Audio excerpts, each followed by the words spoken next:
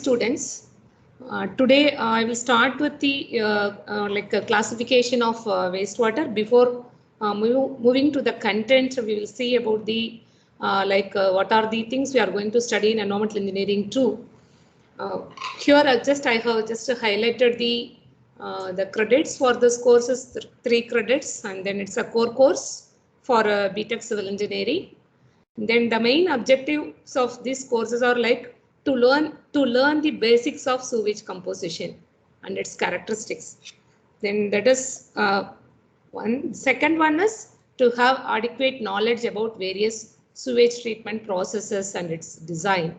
Okay, we have to know about the characteristics of the wastewater, then how to use that characteristics to design the various wastewater treatment units.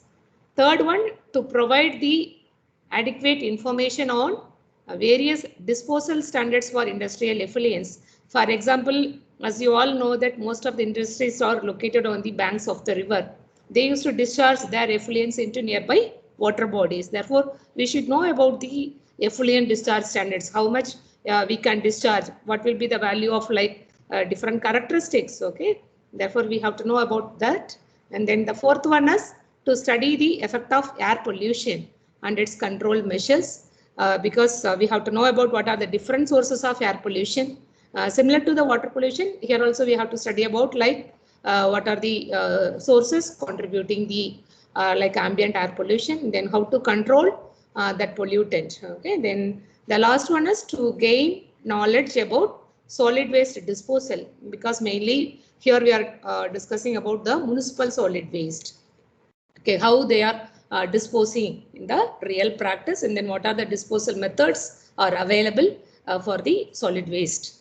And then the last one is the environmental impact assessment. Here also mainly to provide some knowledge about the importance of environmental impact assessment studies. Okay, you can see the course content. That first one is starting with the characteristics and composition of the sewage. Maybe we can say in wastewater we will study. Then we'll study about the industrial, like in the wastewater we have two classifications. One is with the municipal wastewater, and then industrial wastewater. And then we are going to study about we are going to study about the characteristics. Then we are going to study about the treatment units, because the characteristics of municipal wastewater and industrial wastewater are entirely different. Okay, therefore we cannot apply the same treatment techniques to both the wastewater. Therefore we have to study the characteristics first, and then I think I will start with the municipal wastewater. Under this we will study about the characteristics. Then we will study about the design of various treatment units. Then we will move on to the industrial wastewater. Here also we will study about the characteristics. There we can see how it is different from the municipal wastewater. Then what are the techniques generally suitable for different industries. Okay, it is also not common. Okay, to the all industries, it is specific to the a pollutant. Therefore, it is very, very important. Okay, municipal wastewater, it is common. We can apply the common treatment techniques, okay, for the municipal wastewater. But for industrial wastewater, it is very important to select the suitable treatment techniques.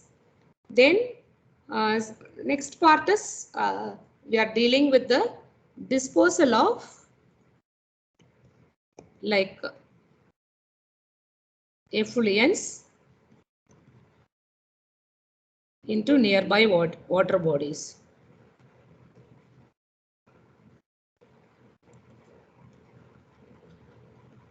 Here mainly we are going to discuss about for example, okay, I am just drawing the line sketch.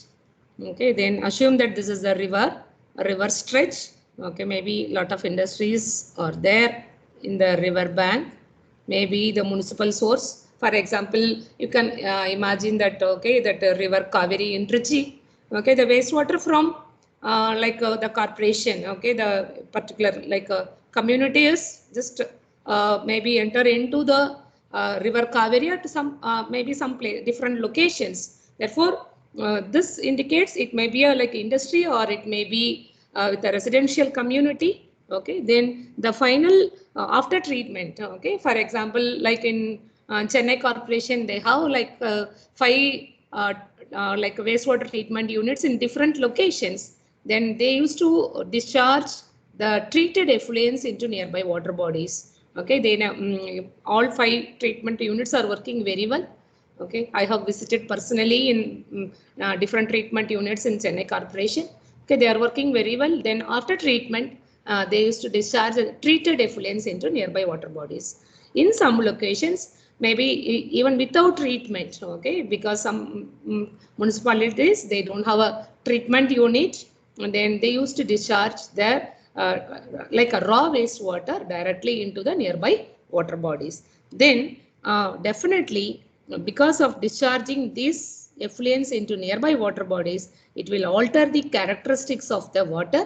That is generally useful for the drinking. Generally, we used to get the water from 2 different sources. One is from the surface source, another from the subsurface sources. The surface sources is mainly from the river. Okay.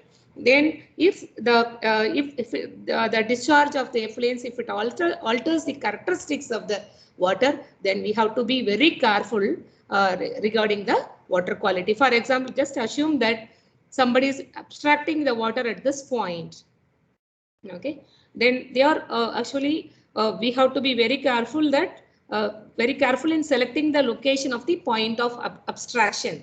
Okay, if the point of abstraction is within the limit of that industrial discharge, okay, then definitely the DO at this point may be just maybe 0 or it may be 2 milligram per liter. Generally, the standard says it should be around more than 4 milligram per liter. Okay. Therefore, it is very, very important to select the point of abstraction for like abstracting the water for drinking purpose. Therefore, by applying some mathematical model, we can easily just predict what will be the water quality at the point of abstraction based on the discharge of effluents from the industries. Okay, therefore, in the second part, we are going to study about the some mathematical models to predict the water quality. Okay, this is actually very nice topic. Okay, everyone should understand about the basic concepts. Okay, how to calculate the dissolved oxygen. DO is dissolved oxygen. Okay, therefore, for the survival of aquatic organisms, definitely we should maintain minimum DO of 4 milligram per liter.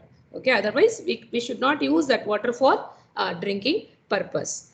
And then, or the other way also we can use this mathematical models in order to maintain 4 milligram per liter of DO or more than 4 milligram per liter of DO in the point of abstraction.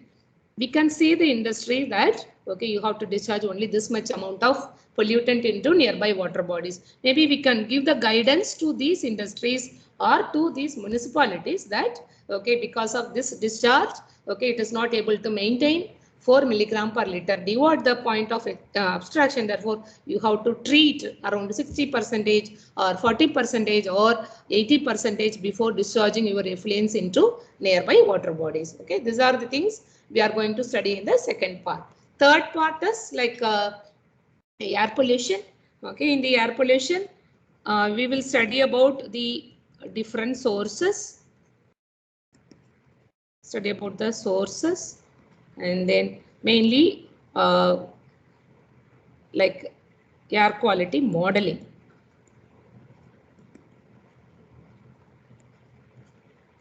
Air quality modeling. The air in the air pollution sources. Okay, like what are the different sources contributing the pollution?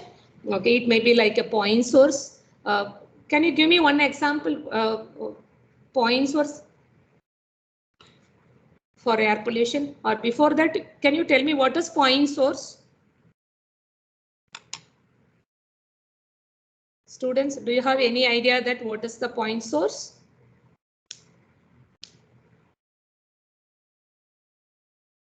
What is point? Yeah.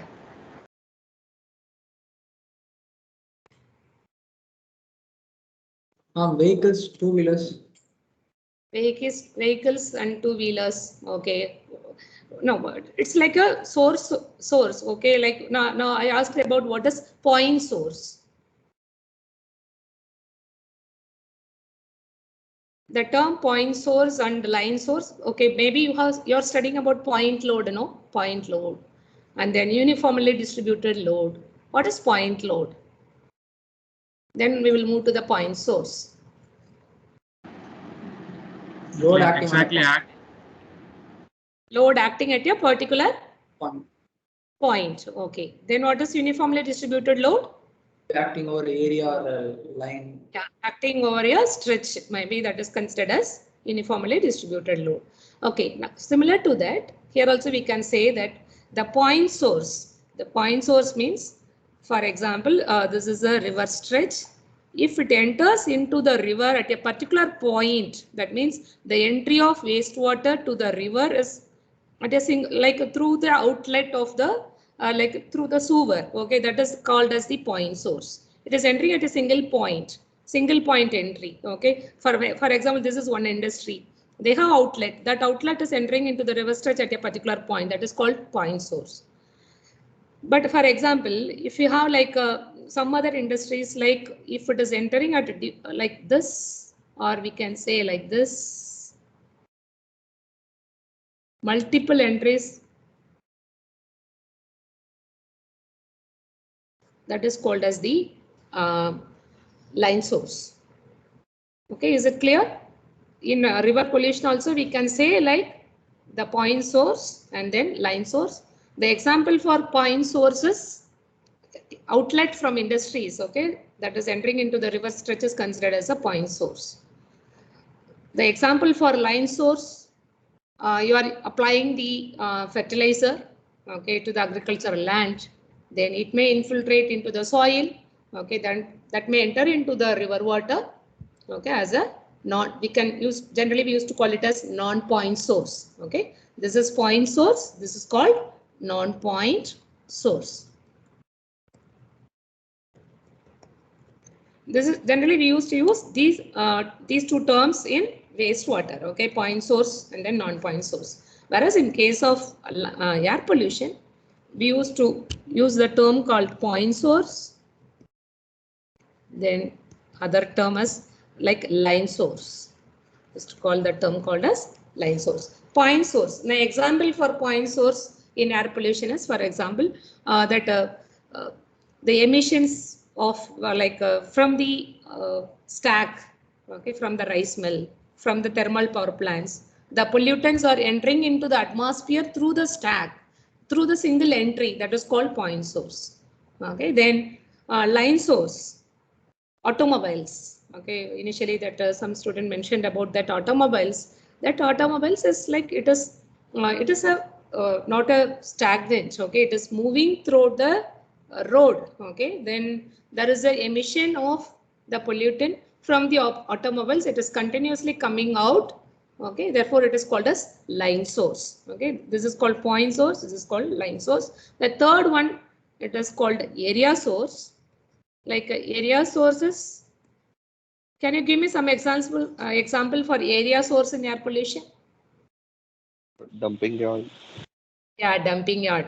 The reason is that, okay, you are just disposing the solid waste in the open dump site. Then the waste present in the dump site will undergo the decomposition and releases the methane gas, some other toxic gases. Okay, therefore that is called as the area source. Maybe like dust emission. Okay, then from the dump yard. That is an example for area source. Okay, therefore there we will use like different terms to define the sources of pollution, and then we'll study about the pollutant. Okay, then we'll study about the modeling part. Modeling part, for example, this is the stack. Okay, the stack is discharging the pollutant into the atmosphere.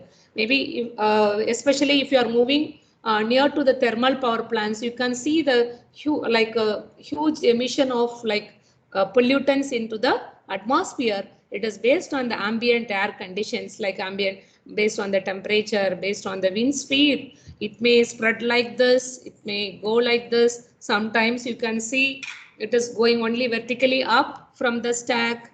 Okay, it will go only vertically up. Sometimes it will come down, it will spread like this only, it's like a cone shape. Okay, therefore we have to study about the stability of the atmosphere with respect to the surrounding environmental conditions, and then also we have to study about the prediction of the pollutant in the ground or maybe in the atmosphere using some mathematical modeling. Okay, that is the that we are going to study in air pollution. The last one is the solid waste management, and then in the solid waste management there are different types of solid waste like municipal solid waste, and then like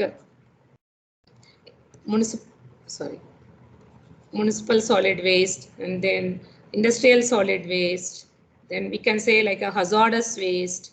We are not going to study about all those things. We are studying only about the what is municipal solid waste, because in day-to-day life we are seeing the we are the part of the generator of the municipal solid waste. Okay, therefore we should know about what are the different composition of the solid waste, municipal solid waste. Then how it is to be like the management is very important. How we are just disposing the municipal solid waste, what are the different methods, then what is the current practice we are just following, what are the implications with that we are going to study in solid waste management. And then environmental impact assessment, that is very important part of, like, as an environmental engineer, okay, that you should know about what is environmental impact assessment. The environmental impact assessment is especially any projects, okay, actually it is generally handled by Ministry of Environmental and Forest. Any new projects, okay, if it is providing or it is creating the damages to the environment, okay, then you have to get the approval from the Ministry of Environment and Forest. Then you should know about what are the projects coming under that EIA category. That means they have classified the industrial projects and then other things into different categories. Then type A class and then type B and all. Okay, with that we have to know whether we have to go for EIA or not. That is very important. Environmental impact assessment. Okay, they have to get the clearance from the ministry, then only they have to start the project. They cannot start as a, maybe if it is a small size industries is fine, but if it is anything is creating the environment, okay, then they have also defined the capacities of the industries, okay, the production capacity they have mentioned. If it is more than that, you have to get the approval. Okay, that and all, it is like mainly one or two classes. I will just discuss about the industrial environmental impact assessment, and then maybe for 4 classes for the municipal solid waste, and then 4 classes for the 4 or 5 classes for the air pollution, and then the remaining is major part is with the wastewater characteristics, wastewater treatment and industrial wastewater treatment. Okay, maybe these are the course content. I have explained about the objectives, what are the things we are going to study in this course. And then here just I have defined, okay, maybe at the end of the course, okay, what are you can see here, okay, at the end of the course, okay, the student will be able to understand about the what are the different characteristics of the sewage.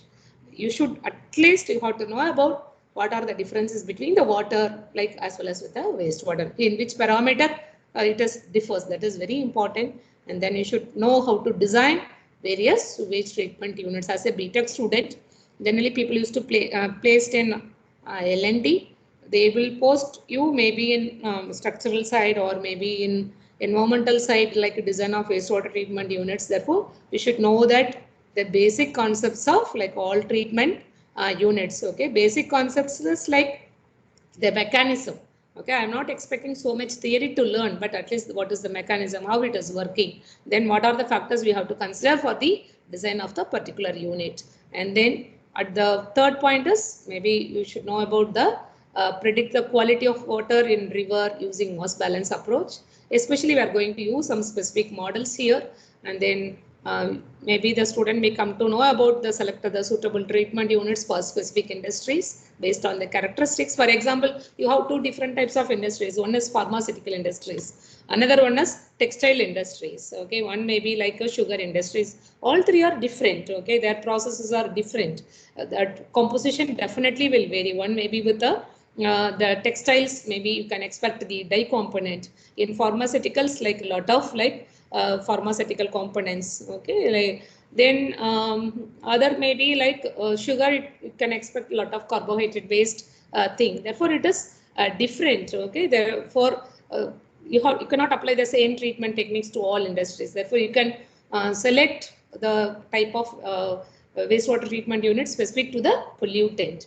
And then finally, the student can able to identify the sources of air pollutant based on that reading, whether it is by moving on the road itself, you can come to know that by seeing the stag, it may be a point source of air pollution or it may be a line source. And then effect of human health and as well as the environment. These are these course outcomes of this course. Here I have highlighted some of the reference books. I have a lot of books. Then I can share some of the books to you. Okay, maybe through the MS Teams, I can share some of the textbooks. Okay, generally I used to read. I request all of you to read the first book, that is PV Rowe Tufnor-Claus, Environmental Engineering. Okay, that is very good book. Okay, you can read all the concepts very clearly from that book. Okay, students, do you have any clarifications regarding this course content? No, ma'am. Yeah. Shall I proceed? Now, I need at least some responses from all. Okay, sometimes. Okay, simply I'm talking from one side is like a boring. Okay, you have to maybe you have to interact. Maybe you can ask some questions. Okay, yeah. Then I will move to the classification of wastewater. Okay, can you tell me that what is wastewater?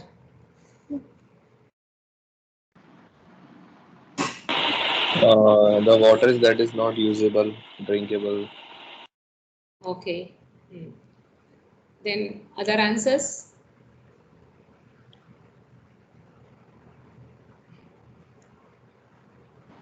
Contaminated water that contains Contaminated. Okay. Then other answers? Water that contain waste and used to transport it. Sewage water, basically. Okay. Then The water which cannot be utilized productively or like for any form of activities Any- such as any consumable activities? or Okay. for agriculture or anything. Okay. How it is generated? Like through the reaction of humans or Okay. anything like that. After its usage, it may be turned as the wastewater. Okay, before moving to that, okay, I want to just ask some questions regarding the water. Maybe you have studied last semester. Okay, can you tell me what are the different sources of water?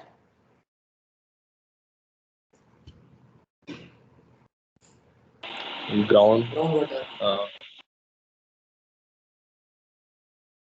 Ground, river, dams.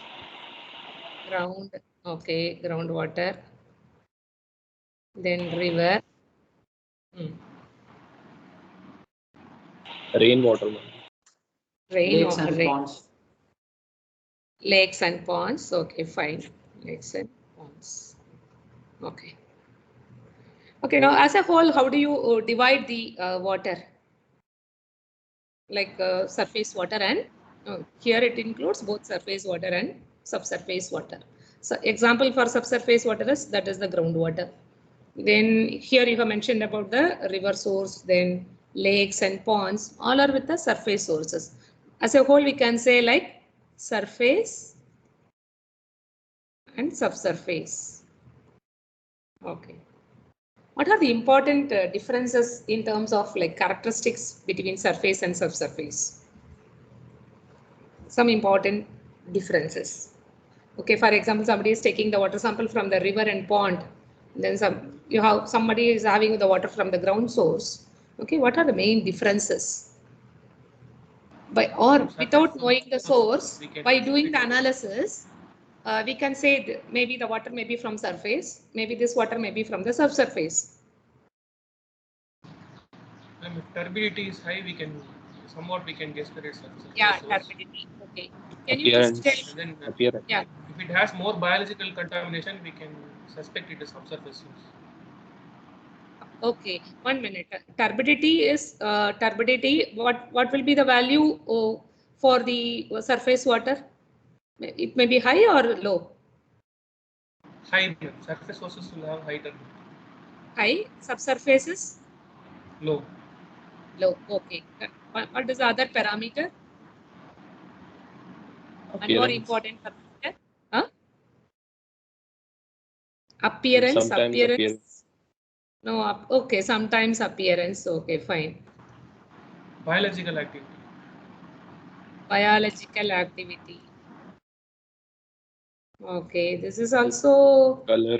place. Color. Okay. I am not getting the correct answer. Okay. Color.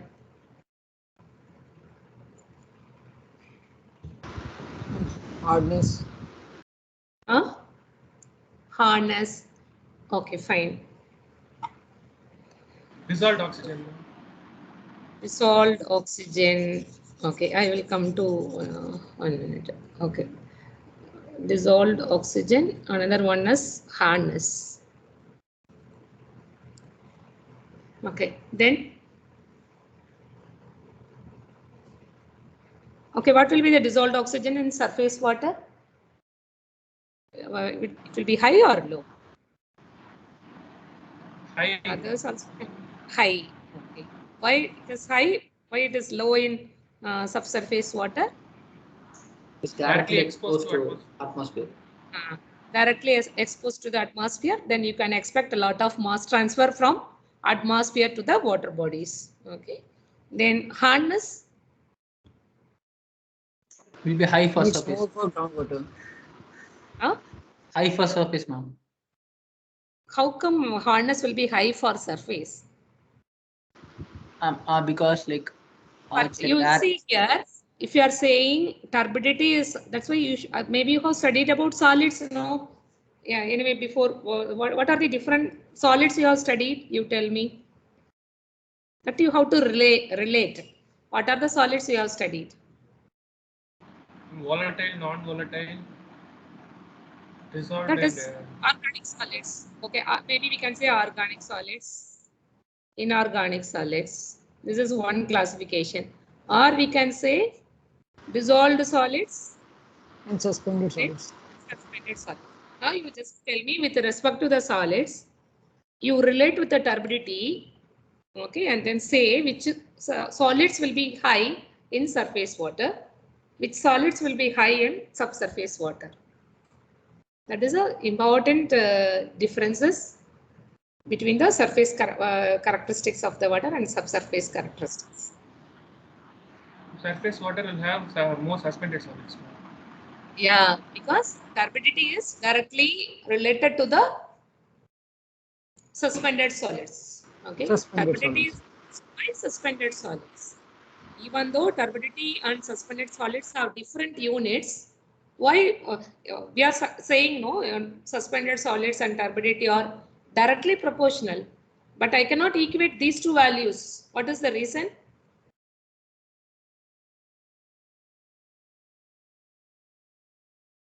What is the reason?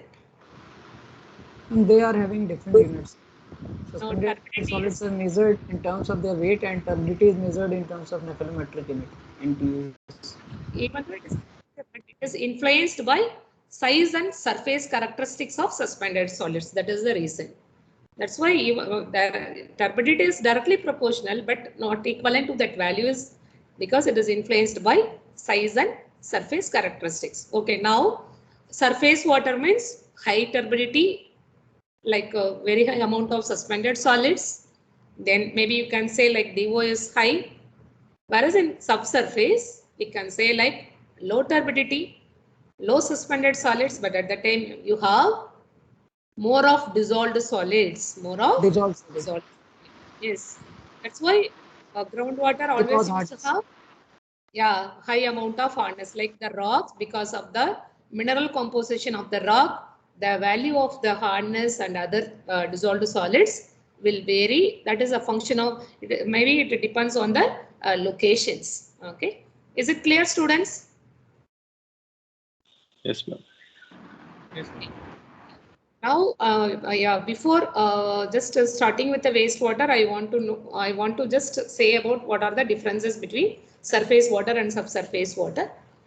What are the main problems with the lakes? Can you just give me some idea that what are the main problems in lake water, especially in Chennai? The main source of water is a river as well as the lake, both. Okay. Trichy, the main source is the river. Some places, the lake is the only source supplying water to the community. Compared to the river water, okay, then the lake's water always have some problems. Can you just give me some idea about that? What are the things?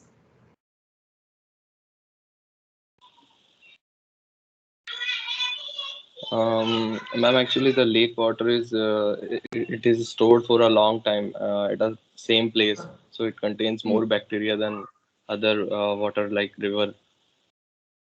Okay. Initially, we have talked about the dissolved oxygen, no? What about the mass transfer in lake water bodies? Whether where will you expect a high mass transfer rate, in river or in lake? Lake, ma'am. Lake, it's a stagnant water body, no? For example, the river is moving with a very high, that water is moving with a very high velocity. Sometimes maybe with a slow velocity based on the like availability, that is the rainfall.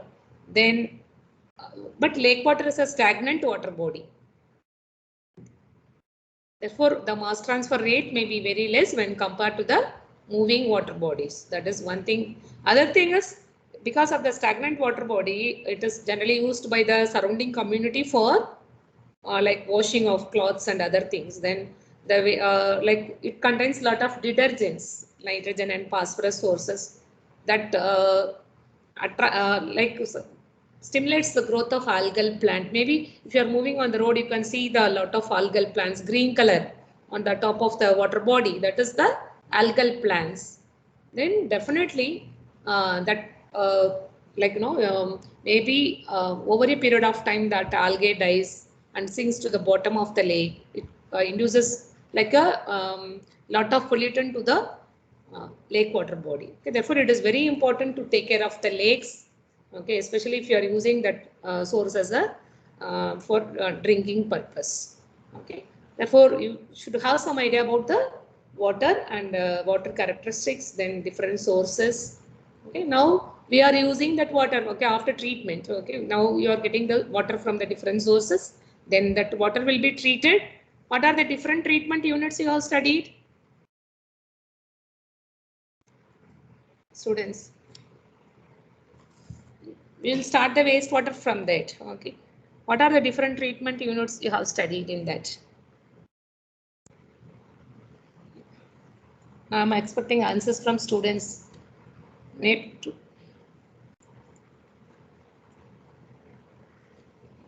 What are the different treatment units? Assume that the source is from the river. Filtration. You are going directly with the filtration. First of all, water goes No, through. like coagulation, No, flocculation. it first goes through Huh? coagulation, then flocculation, Huh? What is the first then step? sedimentation, and then Starting directly with the sedimentation, or you are going with some screening? Screening is mainly to remove large, for example, if it is from the river source, maybe dead animals may be there, it is like, or logs may be there.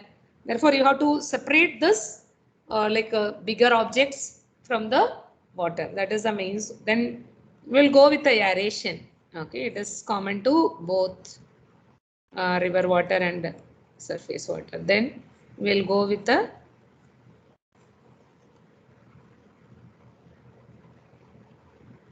addition of coagulants.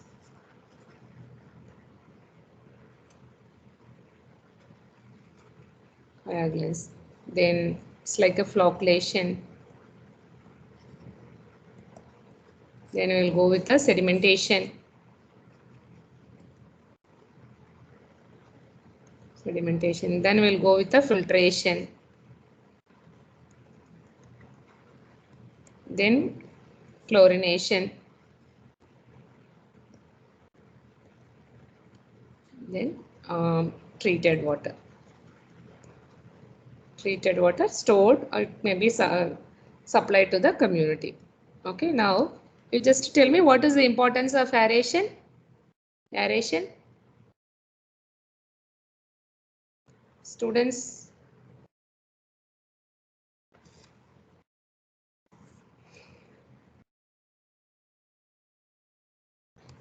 To remove microbes. To remove microbes. Okay. Then any other answer? Especially this aeration is suitable for if the water contains any iron and manganese, that is suitable for subsurface water. This aeration unit is mainly to oxidize iron and manganese present in the subsurface sources. For surface sources, it may be useful to oxidize some pollutants. That's all. Then next one is the flocculation and sedimentation. Like you are adding the coagulant. What is the need of adding coagulants to the water? To combine these suspended solids, ma'am. So they'll be very tiny particles. So to remove the charge on the surface and to clump them. Okay, that is the reason that we are going for the coagulation. Anyway, it is like directly we can go with the sedimentation process without coagulation and flocculation. Thing is that mainly the colloidal particles present in the surface water. Mainly, we are just talking about the turbidity removal in the sedimentation and coagulation process. Okay, colloidal particles. Okay, it induces turbidity and then, but it is having low settling velocity. Low settling velocity. If you are not going with the coagulation and flocculation, if you are admitting the water directly into the sedimentation unit, then this colloidal particles will take in terms of years to settle down.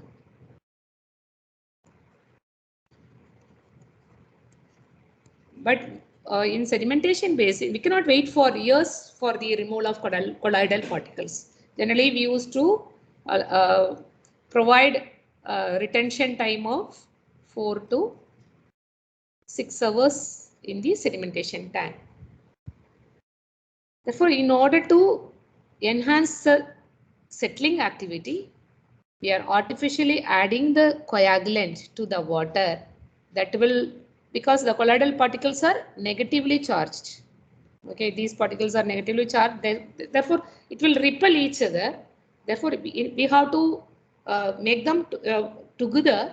We are adding the coagulant, then that will automatically increases the size of the colloidal particles, and then that enhances the settling velocity. Therefore, it can be easily removed in the sedimentation basin. That's why it may be like we can use the term called plain sedimentation. Plain sedimentation means you are not providing any you are not adding any coagulants to the water. Okay, that means you have big particles like big suspended solids in your water sample, does not require any addition of coagulants. That is, then you can directly go with a plain sedimentation. But for the safer side, if the water contains lot of colloidal impurities, it is we cannot wait for a long time for the complete removal of the colloidal impurities. Therefore, we have to artificially enhance the size of the colloidal particles by adding the coagulant. Therefore, initially we are just providing the rapid mix.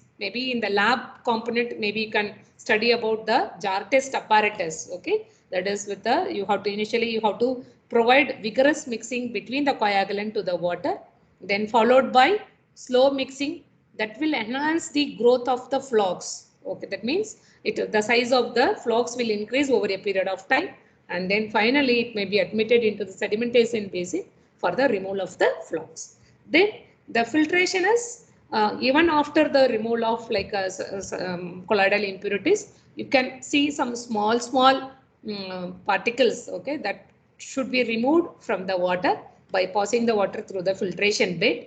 Now the surface water is more of turbidity. Turbidity is removed in flocculation and sedimentation basin. Then the filtration is like small particles are removed in the filtration bed. Then the water is free from all the solids, but still it contains some microbes. Therefore, we have to go with the chlorination process mainly to remove the pathogenic bacteria, and then finally we'll get the treated water.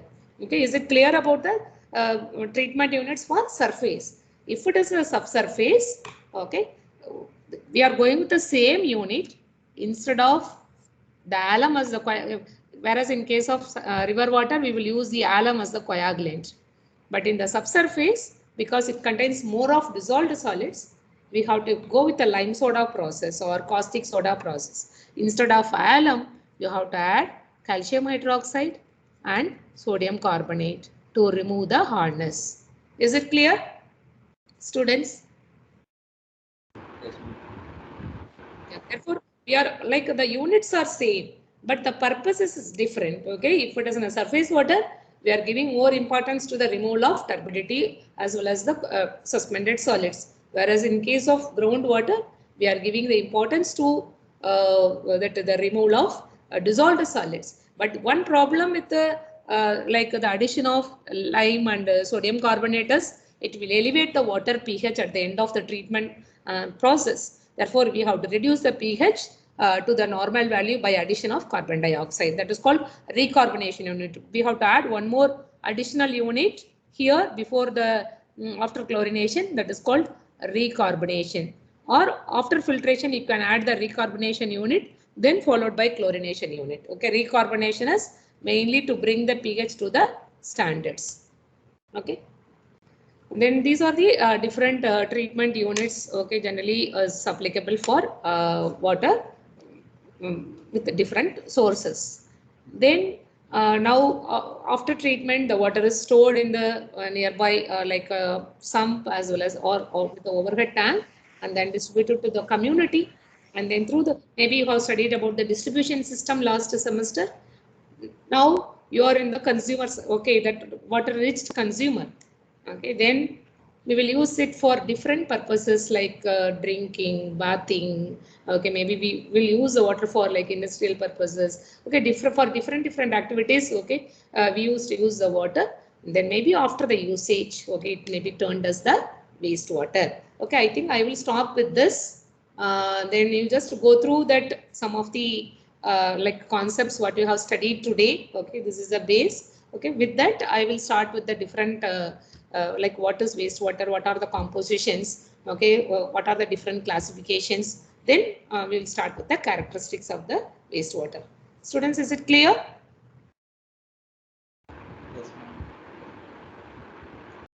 Yes, ma'am.